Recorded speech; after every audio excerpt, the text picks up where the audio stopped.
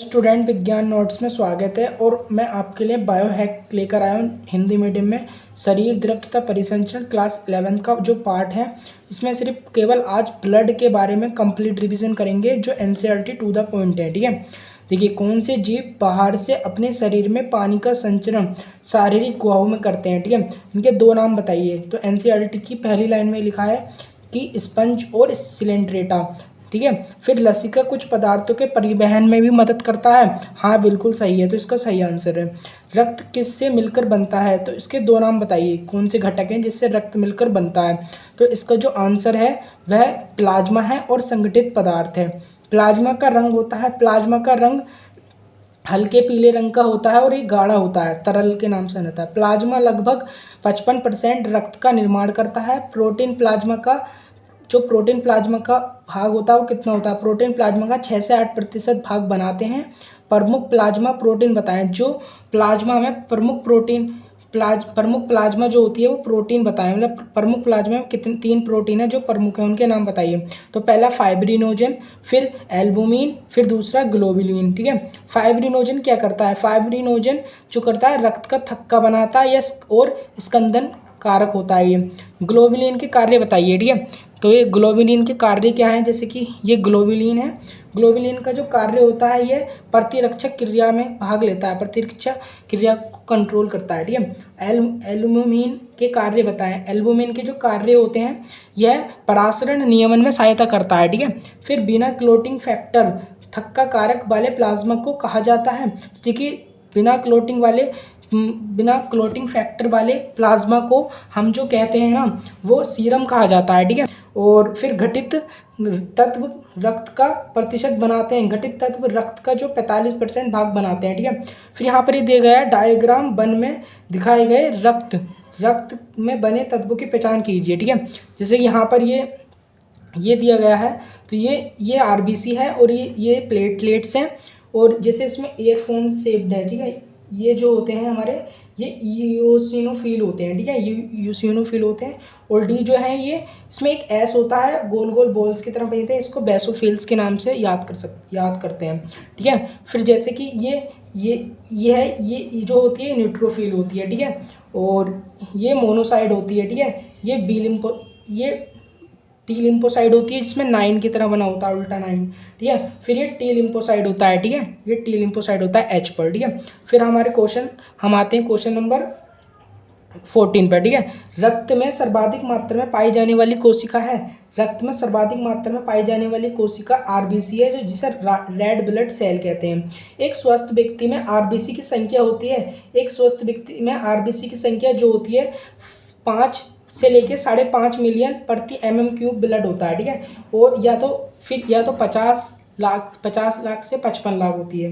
ठीक है, और एक स्वस्थ व्यक्ति में आरबीसी की संख्या होती है, एक स्वस्थ व्यक्ति में आरबीसी संख्या वही 5 से 5.5 मिलियन प्रति mm³। आरबीसी वयस्कों में लाल अस्थिमज्जा बनती है। ठीक है, और अधिकांश स्तन 17 नंबर क्वेश्चन है, अधिकांश स्तनधारियों में आरबीसी केंद्रक से रहित होते हैं। यहाँ पर केंद्रक आएगा, और आकार जो होता है उसका उभयतल यानी कि बाइकॉनकेव होता है। ठीक है, प्रति 100 ml रक्त में, प्रति 100 ml यानी 100 मिलीलीटर रक्त में ग्राम हीमोग्लोबिन होता है। तो इसका जो आंसर होता है प्रति 100 ml मिलीलीटर रक्त में जो ग्राम हीमोग्लोबिन होता है 12 से 16 ग्राम हीमोग्लोबिन पाया जाता है।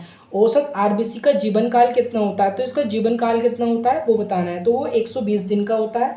आरबीसी का विनाश कहाँ पर होता है? आरबीसी का विनाश जो होता है वो प्लीहा यानी कि स्प्लीन में होता है। ठीक है, ल्यूकोसाइट सफ़ेद रंग के होते हैं, ल्यूकोसाइट जो होते हैं सफ़ेद रंग के होते हैं, ये बिल्कुल सही है। ठीक है, डब्ल्यूबीसी में केंद्रक होते हैं, बिल्कुल ठीक है। ठीक है, फिर डब्ल्यूबीसी की संख्या कितनी होती है? डब्ल्यूबीसी की संख्या जो होती है वो 6 से 8,000 प्रति mm³ ब्लड में होते हैं। ठीक है, फिर 24 क्वेश्चन है, ल्यूकोसाइट अल्पकालिक होते हैं। हाँ, ल्यूकोसाइट अल्पकालिक होते हैं, बिल्कुल सही है। ठीक है, डब्ल्यूबीसी की 2 श्रेणियाँ होती हैं। डब्ल्यूबीसी की 2 श्रेणियाँ कौन कौन सी हैं? तो उसके बारे में बताता हूँ कि पहली होती है ग्रेनुलोसाइट, फिर दूसरी होती है अग्रेनुलोसाइट। ठीक है, पहली कड़िकाणु, तीसरी अकड़िकाणु। ठीक है, तो 28 क्वेश्चन, न्यूट्रोफिल कुल डब्ल्यूबीसी का होता है। तो इसमें क्या बनना है? न्यूट्रोफिल कुल डब्ल्यूबीसी का 60 से 65% पाया जाता है। ये नीट में भी आया क्वेश्चन है। ईओसिनोफिल का प्रतिशत होता है, ईओसिनोफिल जो WBC का भाग होता है वह कितना परसेंट होता है, तो ईओसिनोफिल जो होता है 2 से 3% भाग प्लाज उसमें WBC में पाया जाता है। बेसोफिल कितना प्रतिशत होता है, तो बेसोफिल सबसे कम पाया जाने वाला भाग होता है जो 0.5% से लेके 1% का होता है। लिम्फोसाइट जो होता है उसका प्रतिशत कितना होता है, लिम्फोसाइट जो होता है 20 से 25% होती है, ठीक है। अब देखिए मोनोसाइट का प्रतिशत कितना होता है, तो 32 नंबर क्वेश्चन पे मोनोसाइट का जो प्रतिशत होता है वो 6 से 8% होता है। अब यहाँ पर डैश डैश दे रखा है, भक्षण कोशिका होती हैं जो शरीर में प्रवेश करने वाले बाहरी जीवों को नष्ट करती हैं। यहाँ पर ऐसी कौन सी 2 कोशिकाएं हैं जो भक्षण कोशिकाएं हैं और शरीर में प्रवेश करने वाले बाहरी जीवों को नष्ट करती हैं, तो पहला है न्यूट्रोफिल, पहला है न्यूट्रोफिल, दूसरा है मोनोसाइट, ठीक है। पहला न्यूट्रोफिल, दूसरा मोनोसाइट। फिर बेसोफिल्स क्या स्रावित करती हैं, 3 नाम बताइए। बेसोफिल्स क्या स्रावित करती है उसके 3 नाम बताने हैं, तो पहला है सीरोटोनिन, दूसरा हिस्टामिन, तीसरा हिपेरिन, ठीक है। अब यहाँ पर 35 क्वेश्चन नंबर में कहा गया है शोधकारी क्रियाओं में शामिल होती हैं, शोधकारी क्रियाओं में शामिल होती हैं, तो शोधकारी क्रियाओं में शामिल जो होती हैं वो बेसोफिल्स होती हैं, ठीक है। इसका आंसर ये है 35 का। फिर एलर्जी प्रतिक्रियाओं में सम्मिलित रहती हैं। 36 क्वेश्चन में क्या कहा गया है, यहाँ पर डैश है, एलर्जी प्रतिक्रियाओं में सम्मिलित रहती हैं। एलर्जी प्रतिक्रिया में कौन सी काय सम्मिलित होती हैं, तो वहाँ पर ईओसिनोफिल्स भरा जाएगा, ठीक है। क्वेश्चन नंबर 37 क्या कहता है, संक्रमण से बचाव करती हैं। संक्रमण से हो या फिर एलर्जी से हो सम्मिलित जो होती हैं वह ईओसिनोफिल्स कोशिकाएं होती हैं जो WBC का एक पार्ट है, ठीक है। लिम्फोसाइट के प्रकार बताइए। लिम्फोसाइट 38 नंबर क्वेश्चन पर है, लिम्फोसाइट के प्रकार बताइए। लिम्फोसाइट के जो प्रकार हैं वह 2 होते हैं, पहला बी लिम्फोसाइट, दूसरा टी लिम्फोसाइट, ठीक है।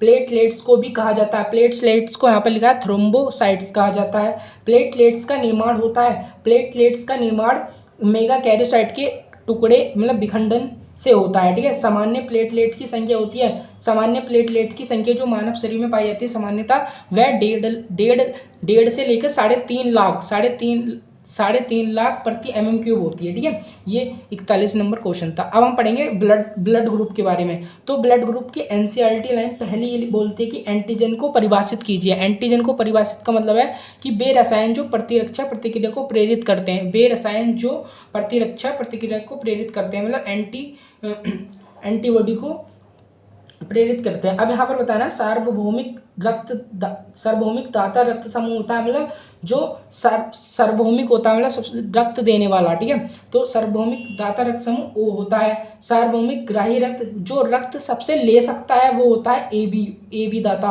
वो ABO, ठीक है, ABO ग्राही, ठीक है, ABO ब्लड ग्रुप, ठीक है। B ब्लड ग्रुप का डोनर दाता यानी B ब्लड ग्रुप किसको किसको रक्त दे सकता है, तो 45 क्वेश्चन नंबर का जो आंसर है वह बी को दे सकता है और ओ को दे सकता है, ठीक है। फिर AB ब्लड ग्रुप का डोनर ग्रुप होता है, मतलब AB ब्लड ग्रुप किस किस को रक्त दे सकता है, तो AB ब्लड 4 को दे सकता है, A को भी दे सकता है, B को भी दे सकता है, O को भी दे सकता है और AB को भी दे सकता है, ठीक है। फिर RH प्रतिजन को इसका नाम से दिया गया था, RH प्रतिजन किसके नाम से दिया गया था, RH प्रतिजन, तो RH प्रतिजन जो दिया गया था एक रिसेस बंदर नाम था, उसकी वजह से RH प्रतिजन को नाम दिया गया था, ठीक है। फिर 48 क्वेश्चन नंबर क्या कहता है कि RH एंटीजन प्रतिशत मनुष्य में मौजूद होता है। जो RH एंटीजन होता है वह मनुष्य में कितना प्रतिशत होता है, तो वह मनुष्य में 80% होता है, ठीक है। फिर एरिथ्रोब्लास्टोसिस फिटेलिस की स्थिति पहले बच्चे में विकसित हो सकती है, इसका सही है गलत, तो पहले बच्चे में तो बिल्कुल भी नहीं हो सकती, यह बिल्कुल गलत है, ठीक है। फिर एरिथ्रोब्लास्टोसिस फिटेलिस की स्थिति तब विकसित होती है जब माँ का RH पॉजिटिव और बच्चा माँ का RH पॉजिटिव या माइनस नेगेटिव होती है और बच्चा RH पॉजिटिव या माइनस पॉजिटिव होता है। अब इसमें से बताना है हमें कौन सा सही रहेगा, तो एरिथ्रोब्लास्टोसिस फिटेलिस की स्थिति तब विकसित होती है जब माँ का जो रक्त है वह नेगेटिव और बच्चा जो है पॉजिटिव होता है, तो ठीक है। 51 क्वेश्चन नंबर देखते हैं। गर्भकाल के दौरान पहली गर्भावस्था में भ्रूण के RH प्रतिजन माँ के RH नेगेटिव रक्त के संपर्क में नहीं आते हैं। देखिए यहाँ पर लिखा है गर्भकाल, यानी कि प्रेगनेंसी के समय क्या होता है कि पहली गर्भावस्था में भ्रूण का RH प्रतिजन माँ के RH नेगेटिव रक्त के संपर्क में नहीं आते हैं, बिल्कुल सही है, नहीं आते हैं पहली गर्भावस्था में, ठीक है। उपरोक्त का कारण क्या है? उपरोक्त का कारण यह है कि अपरेनी प्लेसेंटा के द्वारा दोनों का रक्त, माँ और बच्चे का रक्त अलग अलग रहता है, ठीक है। फिर 53 का क्वेश्चन नंबर क्या कहता है यहाँ पर, डैश के दौरान भ्रूण से RH पॉजिटिव रक्त की थोड़ी मात्र रक्त के संपर्क में आने की संभावना होती है। तो प्रसव के समय यानी डिलीवरी के दौरान भ्रूण के RH पॉजिटिव और थोड़ी सी मात्रा रक्त के संपर्क में आने की संभावना होती है, माता के रक्त के संपर्क में आने की संभावना होती है। फिर यहाँ पर 54 क्वेश्चन कह रहा है कि एरिथ्रोब्लास्टिस फिटालिस बच्चे को कारण बनता है, मतलब एरिथ्रोब्लास्टिस फिटालिस बच्चे को किस किस रोगों से कारण हो सकता है, ठीक है। तो यहाँ पर दो चीज़ें, एनीमिया जिसको आरक्तता कहते हैं, और फिर है पीलिया जो रोग होता है दूसरा, पीलिया यानी कि जॉन्डिस के कारण बनता है, ठीक है। पहले या दूसरे बच्चे के जन्म के बाद बच्चे या माँ को देकर इसे बचाया जा सकता है, यानी कि यहाँ पर क्वेश्चन कहा गया है कि पहला या दूसरे में से बताना है कि कौन से बच्चे के जन्म के समय माँ को क्या देकर बचाया जा सकता है, ठीक है, देकर बचाया जा सकता है। तो हम कह सकते हैं कि पहले बच्चे के जन्म के बाद माँ को anti-RH का इंजेक्शन देकर बचा जा सकता है, ठीक है। अब यहाँ पर रक्त स्कंदन और लसिका के बारे में पढ़ना है। तो देखिए यहाँ पर 56 क्वेश्चन नंबर क्या कहा जाता है कि चोट के स्थल पर हल्के बैंगनी रंग के झाग का निर्माण होता है। तो हल्के बैंगनी रंग का निर्माण होता है, सही है गलत? तो इसका मैं बता दूं कि जब चोट लगती है तो वहाँ पर जो रंग बनता है और झाग बनते हैं वह गहरे लाल और गहरे भूरे रंग के बनते हैं। तो इसका मतलब यहाँ पर हल्के बैंगनी रंग का झाग का निर्माण होता है, ये गलत है, ठीक है। फिर यहाँ पर कहा गया थ्रोम्बिन डैश से एंजाइम की मदद से बनता है। तो थ्रोम्बिन जो बनता है वो प्रोथ्रोम्बिन से एंजाइम यानी कि थ्रोम्बिन प्रोथ्रोम्बिन से बनता है, और कौन से एंजाइम की मदद से बनता है?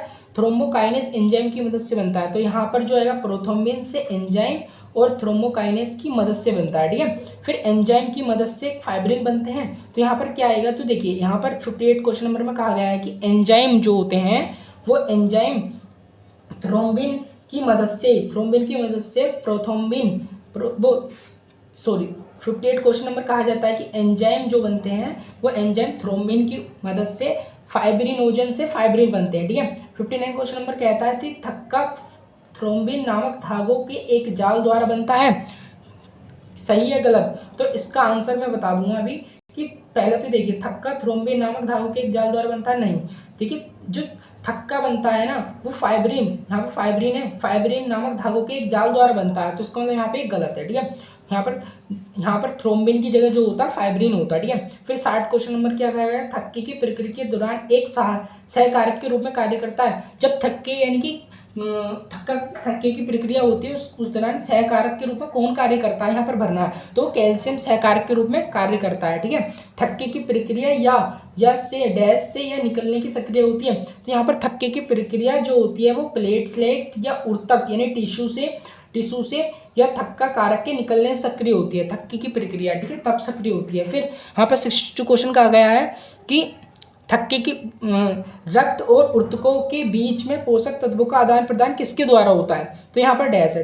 तो मैं बता दूं ब्लड और टिश्यू के बीच जो पोषक तत्व होते हैं उनका आदान प्रदान लसिका के द्वारा होता है, ठीक है। लसिका में प्लाज्मा की तुलना में अलग खनिज वितरण होता है। देखिए 63 क्वेश्चन क्या कह रहा है, ध्यान से पढ़ेंगे कि लसिका में प्लाज्मा की तुलना में खनिज वितरण होता है। देखिए लसिका और प्लाज्मा के घटक समान होते हैं, इसका मतलब खनिज वितरण अलग नहीं हो सकता है, इसलिए यहाँ पर क्वेश्चन नंबर गलत है, ठीक है, 63, ठीक है। अब नेक्स्ट क्वेश्चन, तो क्वेश्चन नंबर 64 क्या कहता है कि लसिका एक रंगहीन द्रव है। लसिका एक रंगहीन द्रव है, बिल्कुल सही है, यह रंगहीन होता है, ठीक है, इसमें रंग नहीं पाया जाता। लसिका भी हार्मोन के लिए एक महत्वपूर्ण भाग है। लसिका हार्मोन के लिए, पोषक पदार्थों के लिए एक महत्वपूर्ण भाग हो सकता है, और ये सही है क्वेश्चन, ठीक है।